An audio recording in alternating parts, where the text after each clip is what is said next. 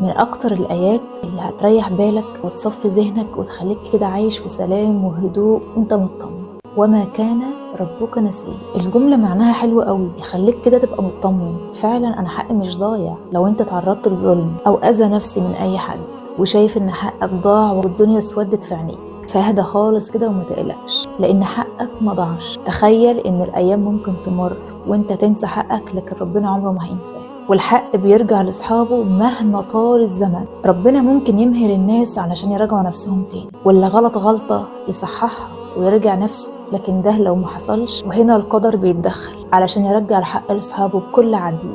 فأنا عايزاك تطمن إن حقك هيرجع لك في الوقت اللي ربنا محدده ليك. يعني أنت لا محتاج تقلق ولا تخاف ولا تستعجل، لأن والله ربنا سبحانه وتعالى مش ممكن إن هو ينسى حق عباده مهما عدى وقت وسنين كتير قوي.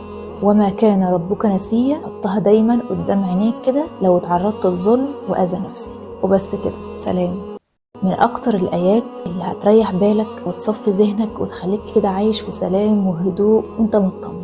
وما كان ربك نسيا. الجملة معناها حلو قوي، يخليك كده تبقى مطمن. فعلا أنا حقي مش ضايع. لو انت تعرضت لظلم أو أذى نفسي من أي حد وشايف إن حقك ضاع والدنيا اسودت في عينيك، فاهدى خالص كده وما تقلقش، لأن حقك ما ضاعش. تخيل إن الأيام ممكن تمر وانت تنسى حقك، لكن ربنا عمره ما هينساه، والحق بيرجع لأصحابه مهما طال الزمن. ربنا ممكن يمهل الناس علشان يراجعوا نفسهم تاني، واللي غلط غلطة يصححها ويرجع نفسه، لكن ده لو ما حصلش وهنا القدر بيتدخل علشان يرجع الحق لأصحابه بكل عدل.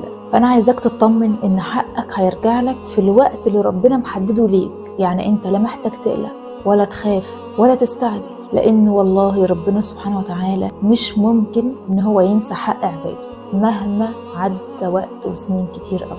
وما كان ربك نسيا، حطها دايما قدام عينيك كده لو اتعرضت لظلم وأذى نفسي. وبس كده، سلام.